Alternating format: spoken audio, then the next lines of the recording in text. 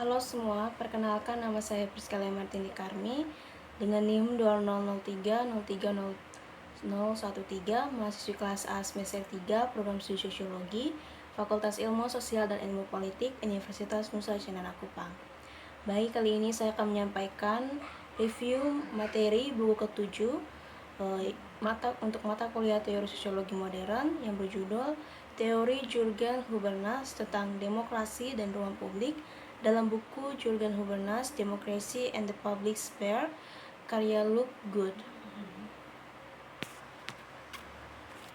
Baik, sebelum kita beranjak pada pembahasan, di sini kita akan melihat latar belakang dari pembahasan yang akan disajikan dalam review kali ini. Jürgen Habermas adalah filsuf Jerman yang paling berpengaruh dan dikenal di seluruh dunia dewasa ini. Habermas yang sekarang berumur 79 tahun bukanlah seorang filsuf yang hanya berpikir dalam keheningan di antara buku-bukunya, namun terlibat aktif dalam berbagai diskursus yang menyangkut masalah sosial dan kemanusiaan. Ia pernah belajar filsafat, sejarah, psikologi, literatur Jerman, dan ekonomi di Göttingen, Zurich, dan Bonn.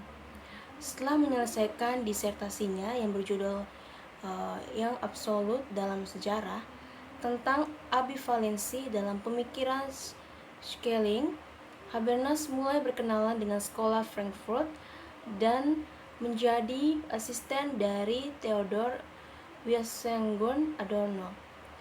Titik tolak teori Habermas tentang rasionalitas komunikatif adalah masyarakat liberal sekular atau masyarakat modern. Di sini masyarakat liberal sekular ditandai dengan pluralitas budaya, agama, dan pandangan hidup, serta penghargaan atas ekonomi atas otonomi atau kebebasan individu. Di sini moralitas pribadi warga negara tidak hanya dibangun atas dasar sebuah ideologi atau agama tertentu seperti dalam teokrasi. Maka masyarakat modern yang menghargai otonomi individu membiarkan berkembangnya pluralitas dan menolak adanya homogenitas budaya dan pandangan hidup. Baik, topik pertama yang akan dibahas pada materi kali ini yaitu mengenai makna ruang publik. Suatu perbincangan atau suatu konsep perlu terlebih dahulu melakukan klarifikasi untuk menjernihkan suatu pokok soal sekaligus menyamakan persepsi dan pengertian atasnya. Dalam upaya ini disadari bahwa melakukan klarifikasi atau konsep ruang publik merupakan suatu hal yang tak mudah mengingat adanya keberagaman makna dan pengertian yang luas dari konsep tersebut. Karena keberagaman makna inilah, maka istilah ruang publik pun seringkali digunakan secara longgar atau secara lebih luas. Makna atasnya sangat dipengaruhi oleh konteks dan ilmu yang sedang mengartikulasikannya. Misalnya, dalam ilmu arsitektur dan planologi, ruang publik dipahami dalam pengertian teknis arsitektural dengan taman, plaza, dan ruang terbuka bagi contoh dari apa yang disebut ruang publik.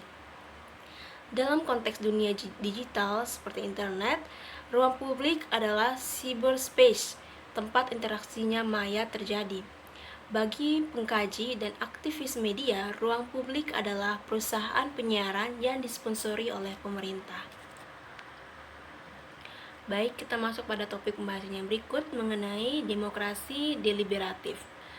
Di sini keterlibatan masyarakat dalam berpartisipasi merupakan inti dari demokrasi deliberatif. Demokrasi deliberatif berbeda dengan demokrasi perwakilan yang hari ini berlaku di Indonesia yang malah menjadi demokrasi prosedural semata. Gagasan keterlibatan masyarakat yang emansipatif merujuk pada proses komunikasi serta pencapaian konsensus di dalam forum-forum yang diselenggarakan di ruang publik, di mana para partisipan didesak untuk melakukan proses komunikasi secara terbuka, setara dan menggunakan pendekatan musyawarah dalam mencapai sebuah kesepakatan yang menghargai opini mayoritas maupun minoritas. Lebih lanjutnya, praktik dalam proses tim penyusun kebijakan publik maupun dalam proses publik harus mengedepankan prinsip kesetaraan serta keterbukaan dalam dalam berproses komunikasinya agar mampu terselenggara proses musyawarah yang fair. Di sini mulai adanya keseimbangan dalam hak dan otoritas baik dari ahli birokrasi, komisi legislatif, dan masyarakat dalam forum-forum tersebut, maka akan tercipta komunikasi yang setara. Misalnya, saat terdapat satu pihak yang masih belum setuju, katakanlah masyarakat, maka forum dari proses publik ini pun tidak mampu dilanjutkan dan kesepakatan standar pelayanan publik tak mampu disahkan oleh pejabat yang berwenang. Baik, kita masuk pada topik yang berikut, yaitu mengenai teori tindakan komunikatif. Komunikasi merupakan titik tolak Habermas dalam mengatasi kemacetan teori kritis pada para pendahulunya. Ia memahami praksis dalam filsafat Hegel bukan hanya dimengerti sebagai kerja, sebagaimana yang dipahami oleh para pendahulunya, melainkan sebagai komunikasi. Maka dari itu, praksis dilandasi kesadaran rasional. Rasio tidak hanya tampak dalam pekerjaan yang bertujuan mencapai kepentingan partikular seperti menaklukkan alam dan instrumentalisasi yang lain, melainkan dalam komunikasi juga terdapat rasionalitas yang bertujuan mencapai pemahaman yang intersubjektif. Jika rasionalitas kerja untuk menguasai alam dan instrumentalisasi yang lain demi kebutuhan manusia, maka rasionalitas komunikatif yang diproposalkan oleh Habermas ialah bertujuan mencapai saling pengertian yang berimplikasi pada tercapainya konsensus. Habermas tidak meninggalkan modernitas dan proyek-proyek sejarahnya. Menurut Habermas, segala jenis patologi yang timbul dari proyek modernitas merupakan dampak dari dangkalnya rasionalitas yang terdapat di dalam filsafat subjek. Habermas melihat modernitas ditandai dengan menyebarnya rasionalitas ke dalam seluruh aspek kehidupan. Baik, kita masuk pada topik yang berikut, yaitu mengenai refleksi Habermas atas pengetahuan dan kepentingan. Dalam rencana merumuskan pengetahuan emansipatoris, Habermas merefleksikan bentuk-bentuk pengetahuan yang mungkin bagi subjek pengetahuan dan mencari asal-usul pengetahuan tersebut.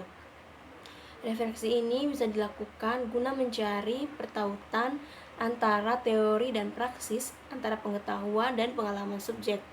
Karena jika kita memisahkan kedua unsur tersebut, alih-alih mendapatkan pengetahuan emansipatoris, pengetahuan kita pun menjadi ideologis. Arti kritik atau refleksi diri yang kedua adalah suatu refleksi atas hambatan yang dihasilkan secara tak sadar yang menyebabkan subjek menundukkan dirinya kepada dalam proses menundukkan diri kepadanya dalam proses pembentukan dirinya. Kritik ini Habermas terapkan dalam merefleksikan ilmu-ilmu kritis, sebuah ilmu yang memandu rasio dalam melakukan praksis emansipatoris dan juga memandu rasio untuk menemukan kendala-kendala yang dihadapi pada saat proses pembentukan diri manusia sebagai spesies. Dalam menjalankan kedua proses refleksi diri ini di atas Habermas merumuskan 3 bentuk pengetahuan manusia yang masing-masingnya mempunyai sebuah kepentingan. Baik, kita masuk pada slide yang berikut, yaitu kesimpulan. Berdasarkan materi yang telah dipaparkan atau yang telah saya sampaikan pada video sebelumnya atau pada bab sebelumnya, di sini dapat disimpulkan bahwa suatu perbincangan atau suatu konsep perlu terlebih dahulu melakukan klarifikasi untuk menjernihkan suatu pokok soal, sekaligus menyamakan persepsi dan pengertian atasnya. Keterlibatan masyarakat sendiri dalam berpartisipasi merupakan inti dari demokrasi deliberatif. Teori tindakan komunikatif merupakan karya monumental Habermas yang diterbitkan ke dalam 2 buku. Dalam rencana merumuskan pengetahuan emansipatoris, Habermas merefleksikan bentuk-bentuk pengetahuan yang mungkin bagi subjek pengetahuan dan mencari asal-usul dari pengetahuan tersebut. Semua pengetahuan mengandaikan kebutuhan akan pembebasan yang memungkinkan manusia mencapai otonomi dan tanggung jawab. Semua pengetahuan ini didorong oleh kepentingan emansipatoris, dan seluruh kepentingan pengetahuan berlandaskan pada kepentingan akan diri kita sendiri. Baik, sekian dari review saya kali ini. Mohon maaf bila ada salah kata. Sekian dan terima kasih.